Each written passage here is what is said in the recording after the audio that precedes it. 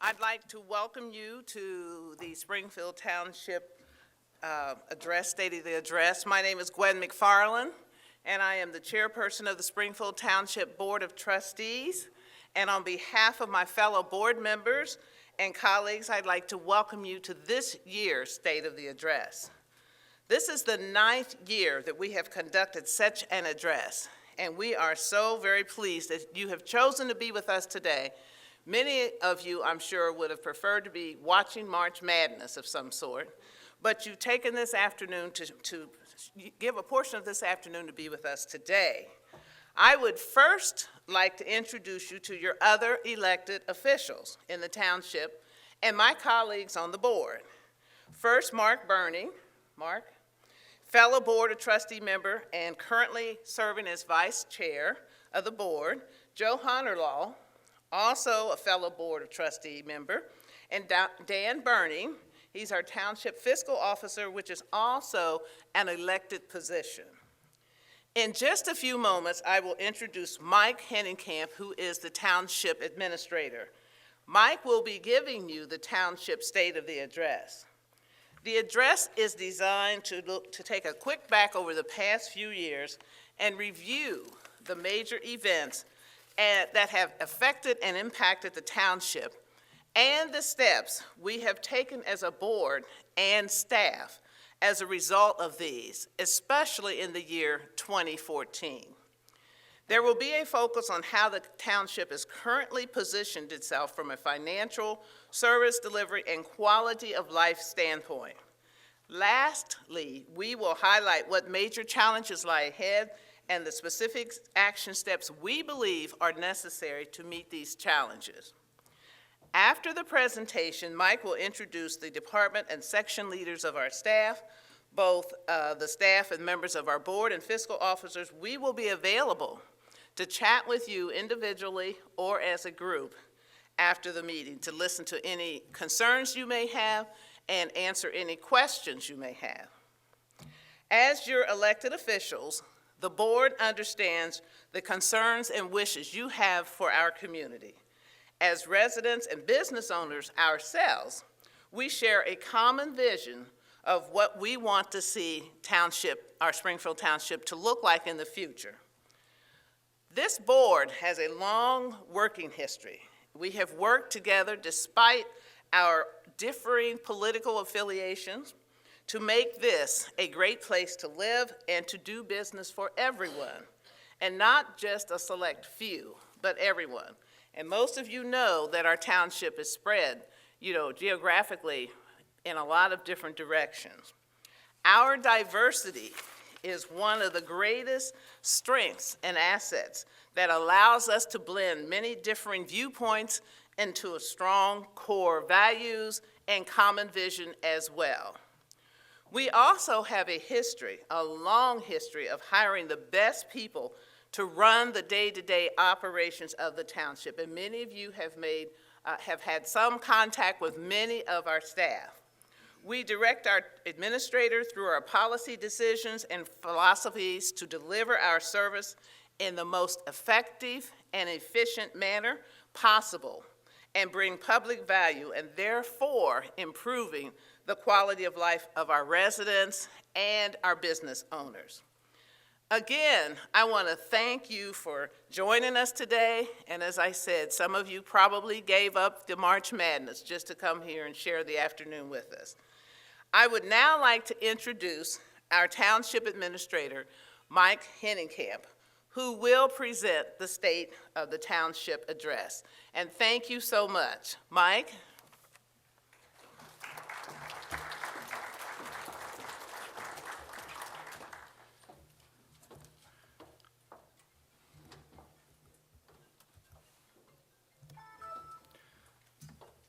Good afternoon, everybody. Technology is a wonderful thing. Let me just start with that. Everybody knows me, knows I hate it, but so it's a wonderful thing when it works, and this morning or this afternoon it didn't work. But thanks, Ms. McFarland, and again, I'd like to take this opportunity to thank everybody to be with us. I don't know what this says about you, because it's 60 degrees and not a cloud in the sky out there, but you're inside on probably the first time in how many months it's been. But we really appreciate you taking the time to be with you. I think this, from my standpoint, and I know the board shares this as well, I'm very excited to be up here this year, and that mainly is because of how difficult the last 7 or 8 years have been. I think with some of the tough decisions that the board has made, some of the tough decisions that we've done and the transformation that we've made in our departments have really started to pay off. And as we look at 2015, I think this township's in the best shape that it's been in, clearly in the last 7 or 8 years, maybe in the last 10 years, and positioned very, very well to go forward. We still have some very difficult challenges ahead of us, as we'll talk about some of those, but we're excited because I think we finally feel like we have a fighting chance. For the last 7, 8 years, our resources were cut so desperately that what we like to do, what our staff likes to do, what our board likes to do, and that's provide public service, bring public value to our residents, and serve our residents, has been greatly curtailed by the reduction of those resources in the last few years. I think as we stand here today, we understand and want to make it very clear, this Board of Trustees, our department heads, our staff, understands the frustrations that residents have gone through, the frustrations that you see with government just in general, the type of things that we see happen at the federal and state level, and of course sometimes at the local level. We feel like we're somewhat immune to that, but we get lumped into that bunch. We understand your frustration with taxes and the high tax rate, and we're very sensitive to that and want to address that in the best way that we can. And we know that we've got to work hard every day, our staff members, every single day, sort of earn your trust on a daily basis to make sure that we're doing what it is that you want us to do and provide the service to you. As Ms. McFarland mentioned, what I want to do, just for context, because obviously you've heard, for those who've been coming to a lot of township meetings over the years, you've heard us talk about the impacts of what we have faced. But I want to take a quick look back at what's taken place in the last 5 to 7 years, not to dwell on that, but just to clearly understand the context that what we faced. Spent a little more time in 2014 and some of the things that took place in 2014, and then look forward and kind of where we are right now, our current status, and what is our agenda over the next 3 to 5 years as we move forward from a budget standpoint. What services are we looking at? What new programs and processes do we see? How we want to engage you as our residents and business owners to participate in the township, and then talk about some exciting economic development initiatives that we think are on the horizon, as well as some parks and recreational activities that we think will improve the quality of life. Without question, the last 5 to 7 years have been that perfect storm. We have really seen it come from us from all angles, and certainly not just us as government officials, but you've experienced all these things, obviously as individuals and business owners, as residents, the impacts that you've seen in your job. It sort of started with the national financial crisis that we saw both nationally and globally, which had impacts and had trickle-down effects on all parts of our lives in the township, and eventually certainly were felt by our residents. That meant the loss of jobs. We've had our residents lose jobs. We've seen a tremendous high amount of foreclosures throughout the state of Ohio, and certainly Springfield Township wasn't immune to that. All of those things meant that there was a lack of spending by our residents. And so, those things meant less tax dollars, less things happening, less businesses providing. The biggest impact for the township ultimately is that as property values decreased, that meant less taxes, especially on the commercial side. So we were seeing for the first time in our history, or at least I think of any of us experienced, we were actually seeing less taxes come into the township. All of those things were then coupled by the state of Ohio looking at a way to fix their budget woes, and the way they did that is on the backs of local government.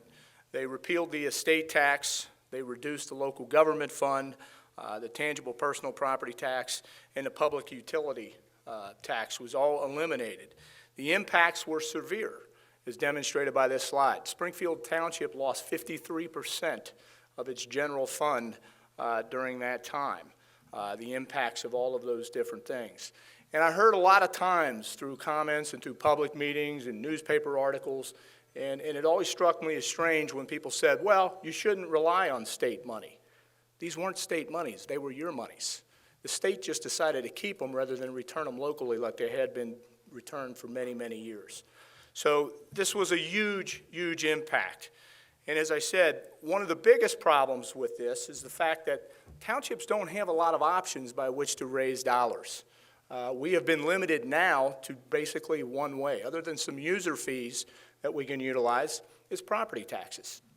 And certainly property taxes aren't popular. I don't know what tax is popular, but property taxes are certainly not popular. And they're plenty high in this township already. So that is the only way, in a significant way, that the township has been left to raise townships. I think the other thing that was especially frustrating for us is while a lot of governments may not have been doing some of the things that could be done and have been done in the last 7 or 8 years, we believe we have been. We believe we've been been a leader and have been operationally lean. So when these cuts came, there wasn't a lot to trim because we were already doing many of the things that were suggested by the legislature in terms of cooperating and collaborating. And certainly we've done more, and that's probably been the silver lining, but we were kind of already up front. The other thing that we've seen is during this 10-year period, our demand for service, the things that residents want, are not decreasing. They are increasing, and you'll see that in a few minutes by every slide that we have where the demand for our public services are really going up. They're not going down, so difficult to meet those things. Not only was our general fund impacted, but our several other funds were impacted by some of these cuts as well, as we saw an additional $40,000 to our road district. This is monies that goes to replace and repair streets, was cut by $40,000. This wasn't a good thing because that fund is already very lean. We saw the loss of close to $70,000 to our fire district and another $120,000 to our police district. So major impacts to these cuts. What we did over that time was respond. As I mentioned earlier, we felt like we were already sort of cutting edge, but when these things happened, we began to look at a number of different ways in which we can address it. And given the severity of this impact, we recognized this wasn't going to be a single answer to this situation. This was going to be something that was going to be multifaceted and something that was going to have to evolve over a long period of time, and it's continuing to do that. And I think I want to touch on what some of those solutions were. They involving the community most and foremost was the first thing we wanted to do, is get impact from our residents and business owners as to what options they thought were in front of us, what choices they wanted to make. The board then met in a number of different work sessions and special sessions to address these ideas and work together on what kinds of solutions there were going to be.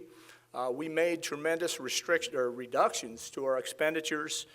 We've looked at consolidation and collaboration, and the third and the final kind of piece of that was to look at enhancing some of the revenues, and we'll touch on some of those just a little bit. This isn't done. This is going to be an evolving and an ongoing situation and something that we'll continue to work towards. But as I said, I think one of the first things we did was really reach out to the community, and we went through a very extensive neighborhood planning process. It took 2 years. It started by the board and our staff going out into 12 of our different neighborhoods and bringing information to them and then gaining feedback. At the end of that process, we asked for volunteers from each of those neighborhoods to form individual neighborhood committees, and they came and met in this very hall for a period of over a year to formulate and put together a neighborhood master plan. That was an essential part of what we were doing, and eventually had that plan adopted a few years ago, which provides individual master plans not only for every neighborhood, but also comprehensively how we want to deal with that across the board. As I mentioned earlier, our executive leadership team, our board of trustees, were involved in all of these meetings and several and long work sessions to come up with solutions that dealt with, what are things that we can consolidate, where could we make reductions in our expenditures, and what were some of the things that we could do to raise revenue. Our staff meets on a monthly basis in a process called Performance Stat. This is a process that continues today, where we meet monthly and we look at ways in which we can deal and gain operational efficiencies. These are sort of the internal things that we believe we can do to make sure that our fire, police, our roads, our administrative services are all functioning at the highest possible level in the most efficient manner. One of the big areas that we looked at was, of course, making reductions. During this period, the 7 to 8 year period, and especially between 2008 and 2009, we made a 35% reduction to our general fund. This was before the real full extent of the cuts had even hit us, and the board was up front with this and trying to get ahead of it, and we had hoped at that point that may be as far as we'd have to go. Obviously, as additional cuts came from the state, that proved not to be enough, and so we looked at a lot of different other ways. And some of the ways that we did that were gaining operational efficiencies through internal cooperation. Our police department is now doing things with our development services department. Our service department also working with development services, where we used to have cleanups on nuisances, properties done privately. That's something that we were able to do internally and save a great deal of money by doing that. We're looking to continue that process with our fire and DSD and use our fire department personnel in doing our DSD, which is our development services department, deals with inspections, deals with plan review, those types of things, where we can gain greater economy of scale. We're also in a process right now, we're beginning to train our police officers as first responders so that they have basic EMT skills. We know and have known for some time that just simple facts are that our police officers are out in the field. They're going to be able to respond if there's a medical emergency, and oftentimes are the first ones on the scene. So we want to give them that basic training so they can at least start the emergency process until that squad or that first responder paramedic can arrive. And this is something that we've just started about this year. We've been heavily involved for many, many years with collaborations with our neighboring communities, and we've enhanced that. We've enhanced that with Colerain Township by saving a great deal of money by setting up a first responder contract with them for a neighborhood that's to our extreme northwest, which is known as Pleasant Run Farms, and providing service to that community through Colerain, and then we respond. But it's all a matter of response time, and we want Colerain to be able to get there first. We're also doing some things with our police department, with Colerain Township, on dispatch calls coming in, where we're cooperating with them. Again, the idea is that each of us have different strengths and weaknesses in our communities at different times where we work our dispatch, and we're sharing those costs and sharing our personnel to enhance that.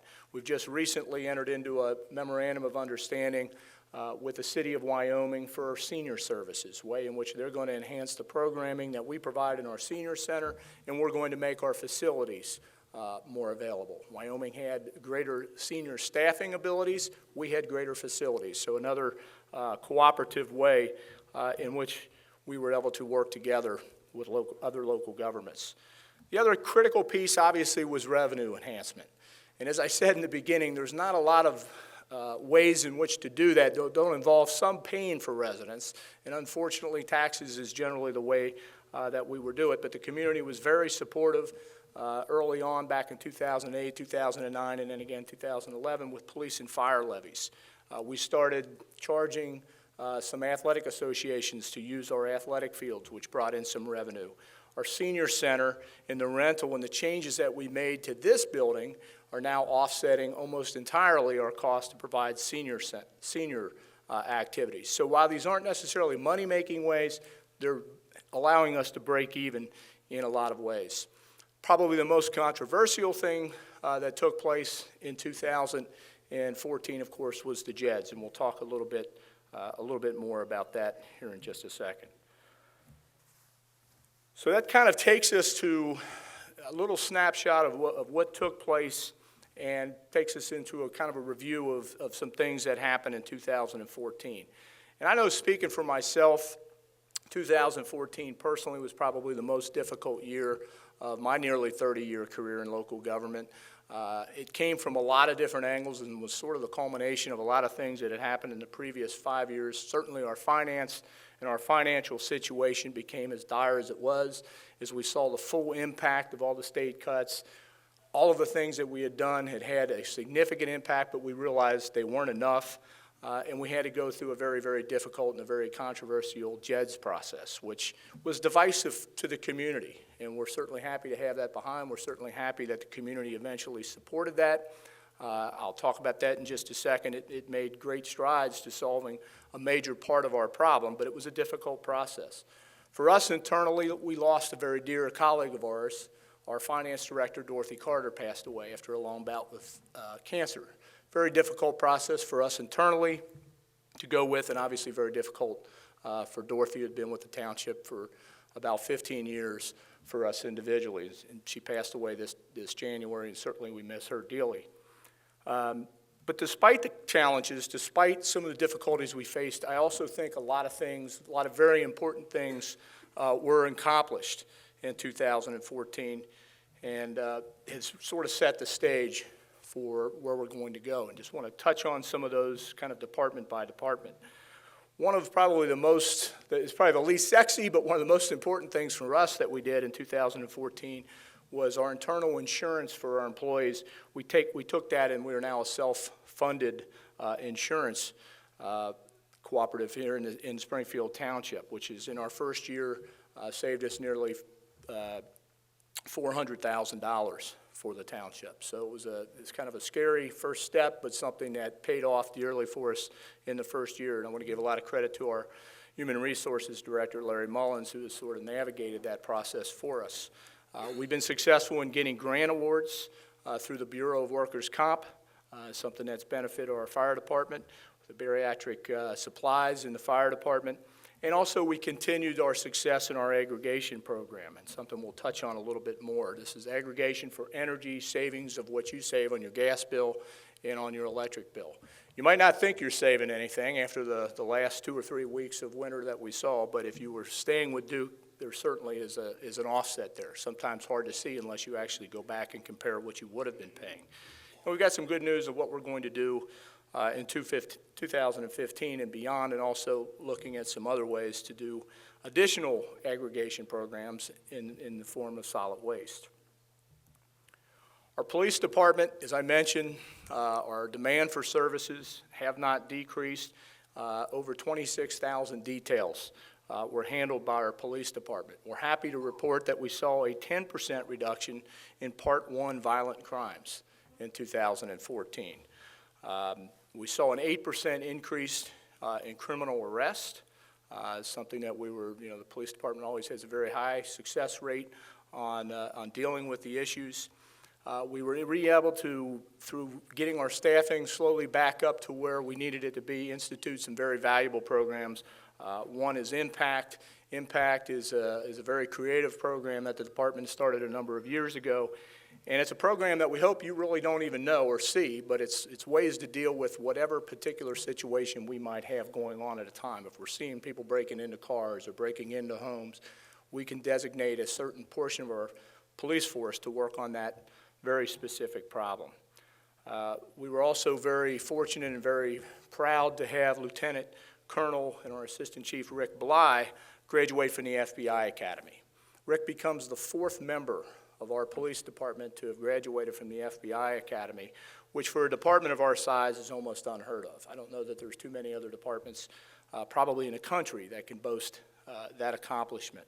In our Explorers Post, this is a branch of Boy Scouts that come individuals who are in their teens who think they might have an interest in law enforcement. They spend time in this program with our police officers, placed 3rd nationally in a competition this season, something that we also are very, very proud of. Our EMS department continues also to see the same type of activity and the same type of increase in calls for service. In fact, we had all-time highs. Our EMS, fire and EMS departments led by Chief Rob Leininger dealt with just over 4,500 calls for service for EMS and almost slightly over 1,200 calls for fire. We continue to be cutting edge in some of the technology that we use for some cardiac intervention programs. and continue to provide, response time for fire is always the most critical thing. And that's why we do a lot of unique things, because as Gwen mentioned, the configuration of our township is very unusual. We have islands, we have areas that are not really that easy to get to. And so, the innovativeness of our staff is very critical in making sure our response times are high. It's kind of amazing that I'm sitting here on this kind of a day and talking that just a week ago that parking lot had piles of snow that were 4 or 5 foot high. So it's easy to quickly forget about the winter that we went through, especially the last month of that winter. But the fabulous job that our service department does under the leadership of John Musselman. Salt has been one of the biggest issues. We've talked finances. Well, salt, of course, is one of our biggest concerns. In 2014, we spent $270,000 on salt. Unfortunately, about early February, we thought we were going to have a pretty good year and dodge the bullet. The last month has really not allowed us to do this. So we're probably looking at another $350,000 in salt purchases in 2015 because of the winter that we have. But our guys do a great job. I can't tell you how many calls. My email is usually filled with the calls that we get during a snow emergency, and you'd be surprised that probably 95% of them are positive. People that take the time to thank us for the job that we do. The guys do a wonderful job. They're very, very prideful in the job that they do to make sure that the roads are safe so that we can get not only our police and fire personnel out in the case of an emergency, but get you to work so that you can get where you're going to go. The road department has also been very, very successful in getting grants this year for street improvements. Over $1 million of grants were attained through a process known as SKIP, which is a statewide program that is managed by Hamilton County and also our stormwater district. Those dollars have allowed us to about double the amount of dollars that we would have. And of course, our department is also very busy with tree removal, potholes, catch basins, and also does the maintenance in our parks. Our senior services, this is a department, the facility just to our west, out these doors. We serve about 365 seniors, and as I mentioned, I'm very, very happy, and Tom Schneider, who leads our senior service and also is responsible for managing this facility for rentals, for weddings and banquets and that sort of thing, has pretty much offset the cost of providing senior services to make sure it doesn't have an impact on our general fund, because we can pretty much offset with the rentals that we get. Mentioned earlier, we're very excited and just starting in the early stages of that new partnership with the city of Wyoming. This facility here has won an award this year. The Grove was the Wedding Wire Couples Choice Award, and I think that's a credit to the job that Tom does. Obviously, this is an older facility. It's opulent by no means, but it hits a certain price point for certain brides and the level of service that Tom provides to them. Our rentals in 2014 were up by 22%. Also in 2014, we created this in 2013, but they actually got their designation officially as a nonprofit organization. We created an Arts and Enrichment Council, which is now known by and goes by doing business as Arts Connect in Springfield Township. And Arts Connect is slowly and very, taking on all of the events and activities in the township. It was our goal to take that another way of taking that off the township's books, the responsibility. We felt that that was a critical piece of making a vibrant and a successful community. So the need was there, but we didn't want to be able to use tax dollars, and we wanted to minimize using public dollars towards that. And so the Arts Connect is in its early stages of doing that. They've gotten about $8,600 of grants and sponsorships and about $25,000 overall budget. But it's making that impact and is slowly doing the things that we want to do. We're hopeful that we'll be bringing back the summer concert series this year. But the different type of activities this year in our community, we've had over 280 volunteers participate in township and help in township events. And through both the township and primarily Arts Connect, there were 26 different events, realizing over 5,000 participants. This year, we've also created something known as a Community Improvement Corporation. Many think that this was created because of the JEDs. That's not really true. What we want to do with the CIC is something very similar that we're doing with Arts Connect, and that the CIC is the economic development arm, an agent for Springfield Township now. We know we need to continue to grow our board. By law, the board of the CIC is essentially the same as your board of trustees. State law requires that at least about 65% of that board must be township trustee members, and so it's our board of trustees, myself, and one township resident. But that is to continue to work on community development, economic development.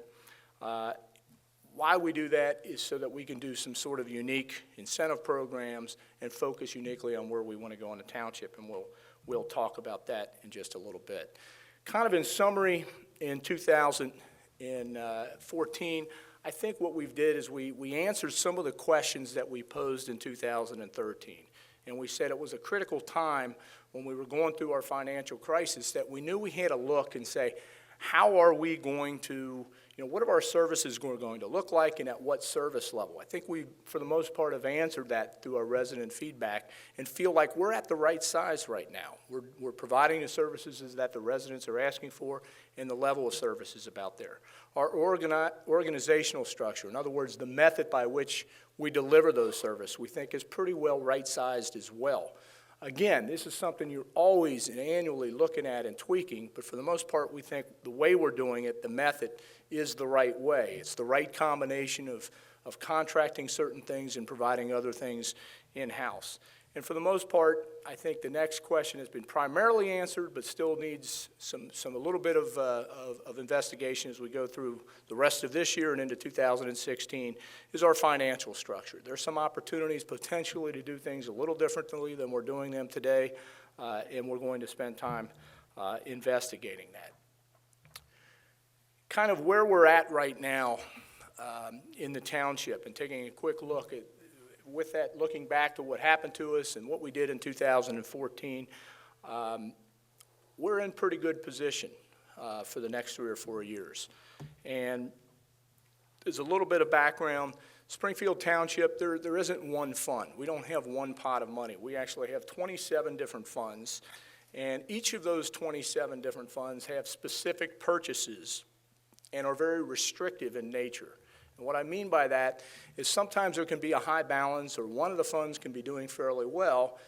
We're not allowed to take the money from that fund and use it for a different purpose. And that's just pretty common in local government, but especially common in township government. And one of the things I think that's difficult is maybe we don't do a really good job of explaining that to our residents, because as I meet people, that's always seems to be the thing that's sort of misunderstood. I think another area that over the years has been, or over this year already, is with the JEDs in our general fund. And I think this slide does a pretty good job of taking a fairly complex thing and making it fairly simple, or at least as simple as we can make it, and looking at the impact. If you look at this cup and figure that cup is what we had totally. This was our general fund back, a number of years ago, was the whole cup. After the state cuts, we were pretty much, this represented almost $3.7 million of revenue we had coming in annually. And this is, again, just one of our funds. This isn't all of them. This is just a general fund, which happens to be the most permissive fund that we have. But the state cuts brought us down to just about 48% of that money left. I get the question, I get it, probably had it 20 times every time I go to Kroger's or somewhere and somebody says, hey, what are you doing with all that JEDS money? Well, all that JEDS money is just getting us a little further, and obviously we don't have all that JEDS money yet, but these are our projected, is that JEDS money is going to be about $1.2 million, which still leaves us 20% full from where we were back in 2008. And these are the ways, how are we going to make up that difference? Well, we've made those differences up through a whole bunch of different things that we've done with our collaborations, our consolidations, and things that we will continue to do in that nature. So the JEDS money isn't extra money that we had. It was just a portion, and we said that through all of the hearings, that it wasn't going to be the full solution. It wasn't going to answer all of our nose. If for any of us that have been around a long time, the full 3.7 was, pretty lean to do all of the things that we were being asked to do, even back then. So the challenge isn't gone. It's been, certainly I'd shudder to think where we would be without the JED's revenue, but it hasn't certainly solved the problem completely. Just recently, we went through and we got information from Moody's Investment Services. Back around 2002, the township went through its first ever bond rating, and we received a AA2 rating, and Moody's just recently confirmed that. That probably doesn't sound like a very exciting thing, and it's really not. A bond rating is sort of like the credit worthiness of a community and sort of talks about the financial condition of a particular community. Why that's important is because of all we went through. And Moody's spent a lot of time looking at the reduction of our revenues, the reduction of our tax base, and it was very nervous that we were going to see a downgrade. But some of the things that were very complimentary about were the actions taken by the board to deal with it and the various innovative programs that we did, and of course the JED to bring in additional revenue. So it did stabilize and allow us to maintain that rating. In our major departments, and the township is funded, as I mentioned, there's 27 different funds, but there's 3 or 4 really big ones that involve most of the township services. Our police district, I'm very happy to report, is very, very healthy right now. And this is a credit to the leadership in the police department. Chief Heimpolt, Assistant Chief Browder, Assistant Chief Bly have done a lot of work and come up with a lot of creative ways to maintain the level of service while at the same time reducing some of the expenditures that we have. This chart, and we'll talk about this and all of our different charts on March the 24th in a lot more detail as we go through our permanent appropriations. But what this is basically showing is as we stand here today, we're projected looking pretty healthy through 2018. I'm pretty confident that through 2019, that the levy that the police department lives off of will be, it'll have useful life throughout that period, barring something really critical happening. Pretty much the same situation in our fire department. The only difference in our fire department is just about as healthy. The only difference there is that in 2011 we passed a 1 mil levy, and the community was very supportive of that, but that was put in as a 5-year levy, and so it's going to expire. Assuming we renew that levy, that we go through and replace that 1 mil, the fire district looks pretty healthy, but that's the only little bit of an unknown, and why their time frame is a little shorter is because that levy does expire in 2017. We have a regional drug task force known as DART. Springfield Township serves as the administrative agency. There's about 15 or 16 different entities throughout Hamilton County that participate in this department. This is something that's gone on for a number of years, and the township's been the administrative agency for about 10 years. While this is important is if this agency didn't exist, if Springfield Township didn't step up to run it, we would probably looking in the neighborhood of about $300,000 annually in additional cost to our police department. So that's what this particular department does. I mentioned earlier we've had tremendous success in our SCIP process. SCIP is State Capital Improvement Program. It allows us to compete competitively for dollars that come to Hamilton County, and then all Hamilton County agencies compete to try to get these dollars for road improvements, and I touched on that a little bit earlier. In 2014, we gained over $1 million in SCIP revenues, allowing us to take, for every dollar that we put in road repairs, we essentially doubled those dollars through what we were able to get in grant dollars.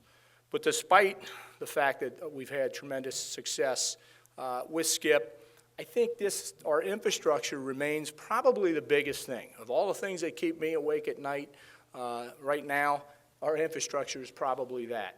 And we know that we have a lot of streets that were built about the same time, and our current funding doesn't allow us to keep up. And so this is going to be a major target area in 2015 and 2016 to figure out how are we going to fund our infrastructure.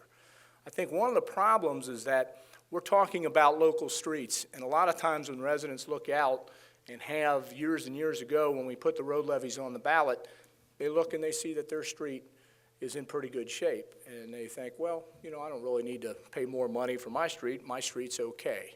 But the problem is if you're not maintaining those that aren't, when yours comes due, it's not ready either because we're still so far behind. So this is going to be, again, a major area that we're going to have to focus on. In general, just, you know, it costs money to provide services. And just trying to strike the right balance between the demands and the wishes of the community and what is that reasonable amount from a cost standpoint, I think that is the fundamental basis and the fundamental challenge for local government, is trying to figure that out. What we want to make sure, and what our goal is as a board and our staff, is that through our services, we're bringing public value to you. That these are services that you value. If we're doing things that aren't appreciated, that aren't valued, that aren't needed by residents, those are the areas we need to get out of that business. And at this point, we really haven't found where that is. Maintaining the quality of life is something also that needs to be you know, something that's critical to maintain this healthy community. And throughout that entire process, we've got to be sensitive to the impacts to our residents, to our business owners from our tax standpoint. One of the examples that we have from some good success, and this is sort of a mixed message a little bit, is what we've seen happen to home values. While the county has, and if you've seen in the paper, the assessed valuation, the total amount of property in Springfield Township has actually gone down by 5%, which is kind of a mixed bag, but generally not a good sign. We've seen increase cost of home sales, and something that I think shows that in 2014, nearly just under $10,000 increase in the annual sale of homes, which I think is a very, very positive and uplifting thing to look at. The most important part, and the last part that I want to talk to everybody today about, is where are we going? You know, we've spent some time talking about what we've done in the past and what the results were in 2014, but really about what our future is and where we're heading during the next few years, the next 3 to 5 years. The board has always had a very strong philosophy, I think, as far back as I've been here, and certainly my background is in planning, but we've always looked towards the future. We've always looked towards where we're going to go and the importance of planning in Springfield Township. I think that's, you know, my staff members, certainly the board will know and tell you that I'm probably the ultimate control freak there is. You know, everything is, you know, drives me crazy and trying to make sure that we can control everything. But I think that's what my job is. My job is to try to control the environment, try to control the things that impact our residents. And that's what we've been trying to do, is make plans and provisions and contingency plans for every kind of situation that we face. Obviously, it doesn't always work the way you hope it does, and that's why I think every time that happens, we've tried to adjust and improvise when that comes through. The mission statement for the trustees and for the township, I'm certainly not going to read this to you, and I don't know if you can read it, but I'll just highlight a couple parts. That our mission is to be a leader, and we want to be a leader in providing very innovative services, especially things that bring that public value and enhance your quality of life.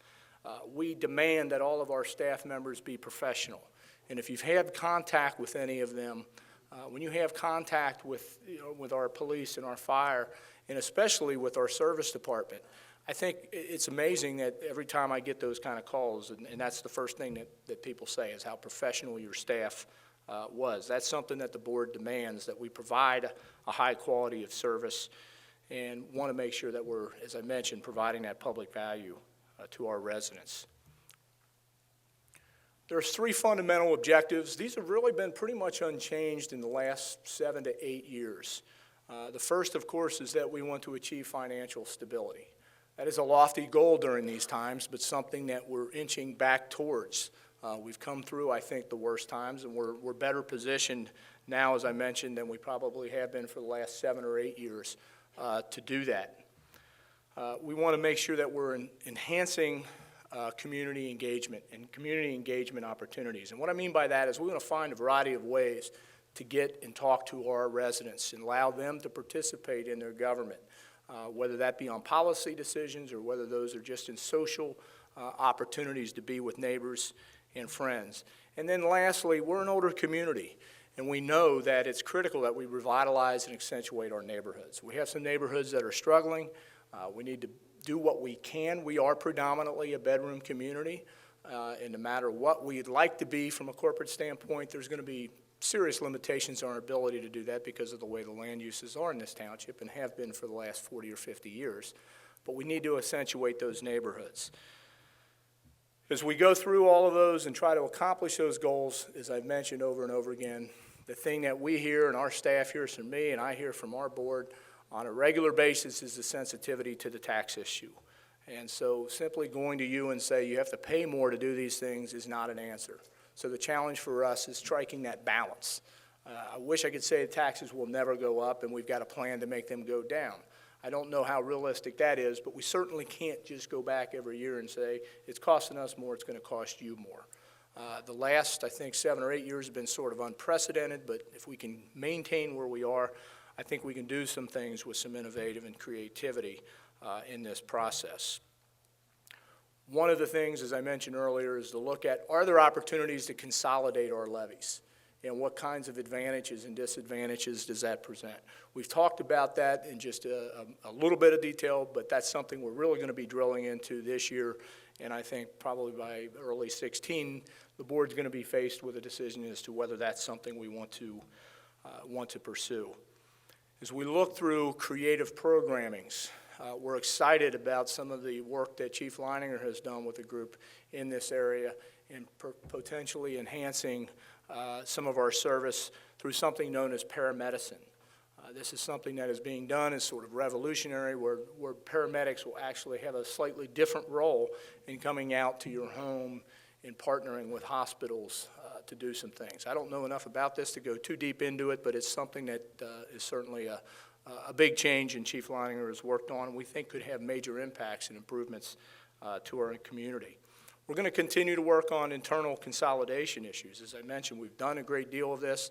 Our Development Services Department that goes out and deals with nuisances, inspections, zoning, partnering with our Fire Department, who already is doing those types of things for Building Department reviews, and consolidating that staff is going to save us some money and we believe ultimately enhance the service.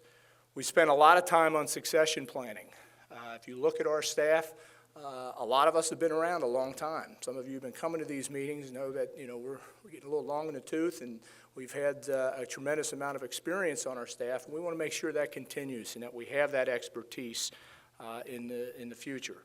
We've worked very hard on that to maintain that executive leadership team, and you're seeing some of that even begin to transform before us right now, especially in our police department, our service department.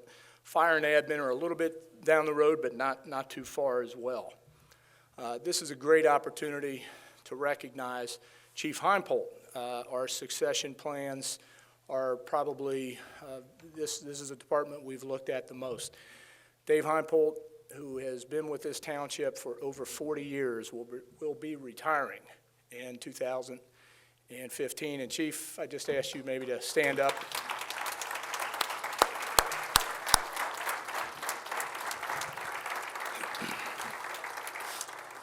Tell you how long ago that was. Dave started his career in January 18th of 1975. That was before the Reds won their first World Series, at least in my lifetime. They had won a couple before that. But Dave has held every rank in the department. Under his leadership, the department was recently recognized by the Commission on Accreditation of Law Enforcement Agencies with an Accreditation Award of Excellence in 2013. This is the highest distinction that a police department can be awarded, and it's one of only 10 departments in the state of Ohio that have received this distinction, and probably one of only about 300 nationally. So it lets you know the type of excellence that we have in our department and the type of high standards that we've held for our departments. Our partnerships with schools. We've done a lot of things consolidation-wise with other local governments. This school is an area that I want to really focus on, and I think the board wants to focus on in the future. We know how critical it is. Schools have a huge impact on the success of a community. And we certainly want to recognize that. I think is Ty Overson here? Ty Overson is the superintendent of the Finneytown Local School District. Ty, thanks for being with us today.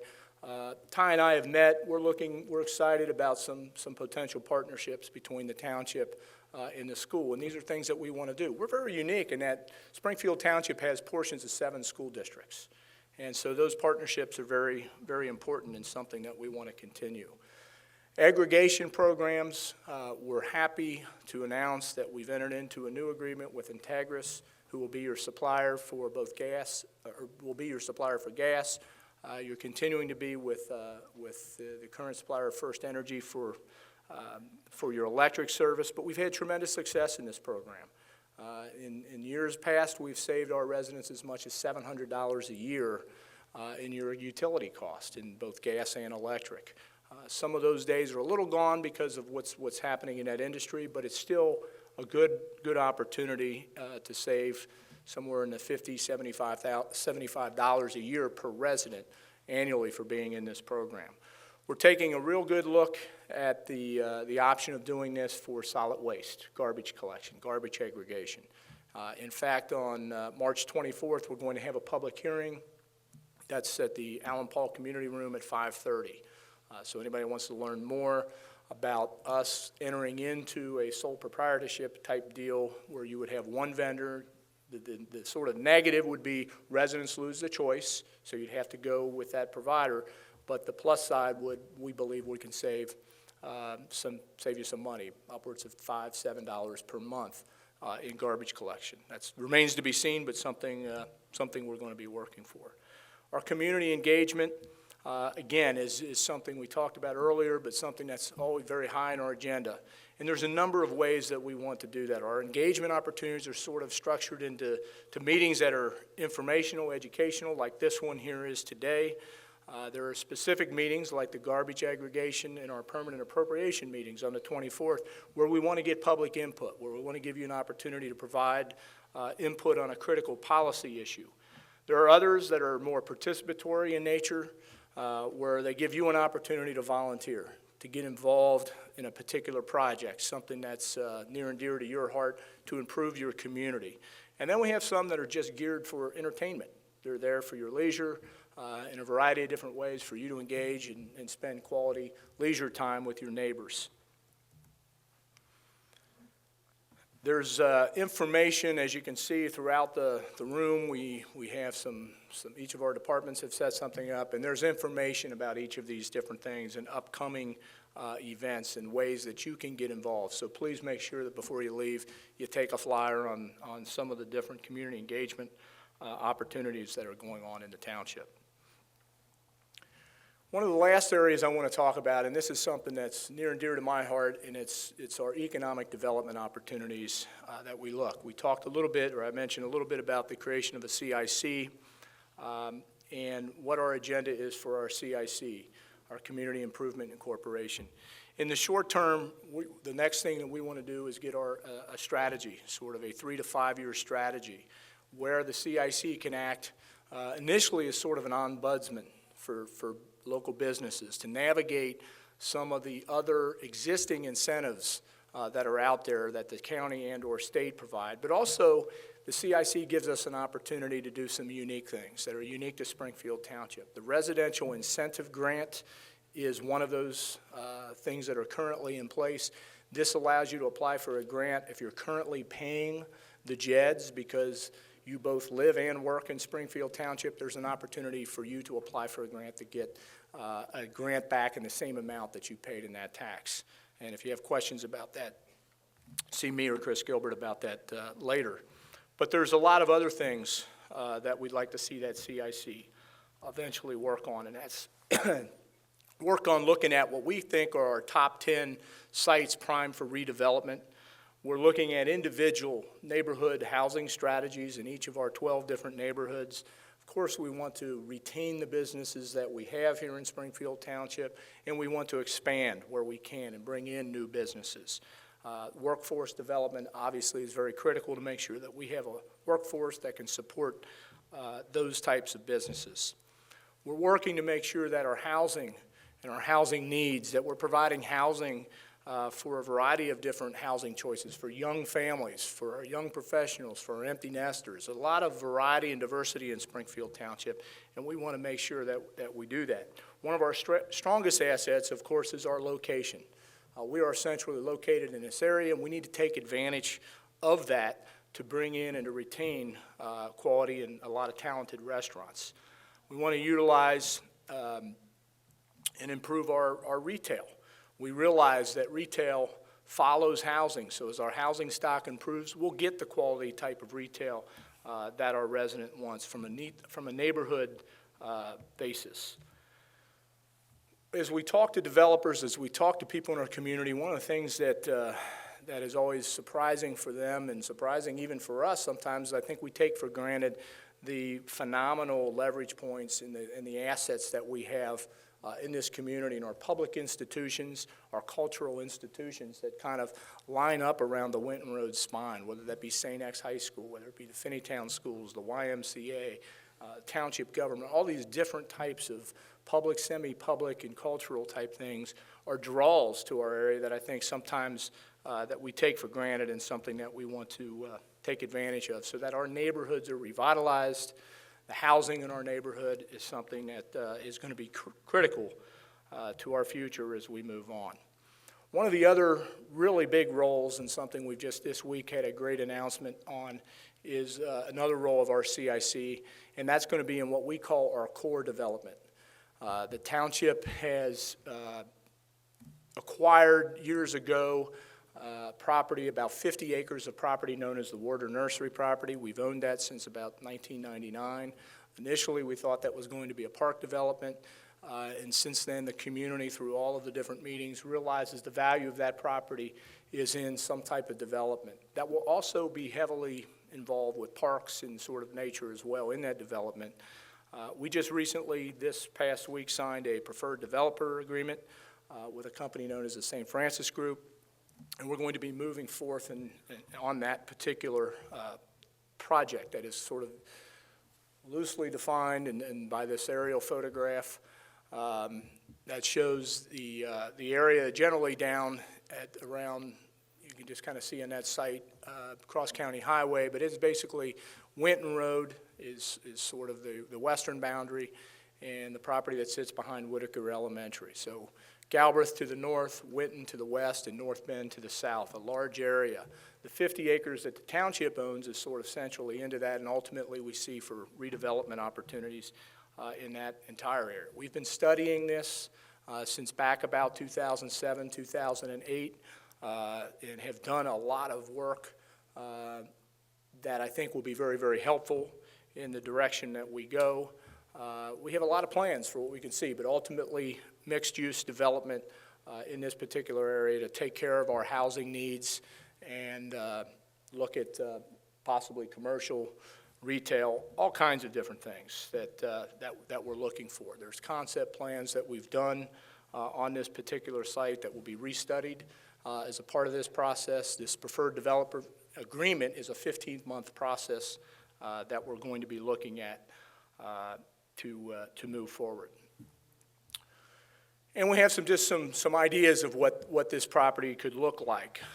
Not to say that some of these are going to turn out exactly like you're seeing in some of these slides, but some of the visuals as to the type of housing that we may see, the type of development. These are images that we study of places that we think are very successful. And not to say that we're going to try to recreate these types of places, but it gives us the type of the standards, the development standards that we're going to expect and have expectations for as we move through this development. I think another critical piece to the economic development obviously is parks. And in 2015 and early 2016, we're going to be looking at updating a parks master plan for our community. We have a potential very unique opportunity with a place called, through the University of Virginia, through a project called Play, in which they have approached the township about building a one-of-a-kind, all-inclusive park. And I know I've been up here rambling, so I won't go into a lot of detail of what that is, but it's a very unique opportunity for where we could go with the township. Bike paths, is something that's critical. One of the number one things for what people are looking for and where they locate in a community is access. And for the younger, for the millennials, that access is not vehicular. It's pedestrian. They want to be able to walk to things. They want to be able to use other modes of transportations and get on our bike paths. Ultimately, having a community facility, a cultural arts center, is something that we're also looking for and hoping to eventually add into the township. I think that gives you an idea of what our vision is, where we think we're going in not only in 2015, but the next 3 to 5 years. As Gwen mentioned, sort of the next part of our agenda today is we want to make the board available both individually. They will stay here. We have displays for all of our departments, so if you have information, want to speak to any one of our department heads about things, any of our elected officials or myself, we'll stick around here in the room. I just want to maybe briefly introduce our staff here at Springfield Township. Just ask them to stand so that if you have a question about a particular area, who you want to approach here during this time. And if you don't want to do it today, obviously we're available by phone any day. We're available by email, and more than willing to meet individually with you. At any time, if you have questions, you want to dive into anything in more detail that we do here in the township, either our board or our staff, certainly willing to do that. But just want to introduce our Assistant Township Administrator, Chris Gilbert, is in the back. Chris is, as I mentioned, our Assistant Township Administrator. He's also our Director of our Development Services Department. Sitting in the back is Kim Cox. Kim is our Finance Director. So if you have questions that involve finance, Kim can help you there. Larry Mullins, who I mentioned earlier, Larry is our Human Resource Director. Chief Dave Heimpolt is in the back, as well as Assistant Chief Rob Leininger and Assistant Chief Rick Bly. Rick Bro's over here. Chief Rob Leininger in the back. Assistant Chief Rick Bro, where are you? I saw you earlier. Yeah, I knew you were back there. That's why I pointed over there. Rick Bro is here. John Musselman is our Service Director. Our Assistant Service Director, Mike Gold, is with him. Tom Schneider. Tom, is that back there? You're silhouetted. Are you back there behind the camera? Tom is our Senior and Community Services Director, and Kim Flam is up ahead. Where'd Tom go? Oh, Tom's back here. That's not Tom. I can't see that. That shows you I can't see who's back there in the camera. But Tom's hiding back here. And Kim Flam's up front. Kim's been moving the slides for us. And Kim is involved in our projects, events, and communications. Again, I appreciate you taking time out of a beautiful sunny Sunday to spend time with us. I hope you get your questions and spend a little bit more time with us. And I thank you for coming. Have a great day.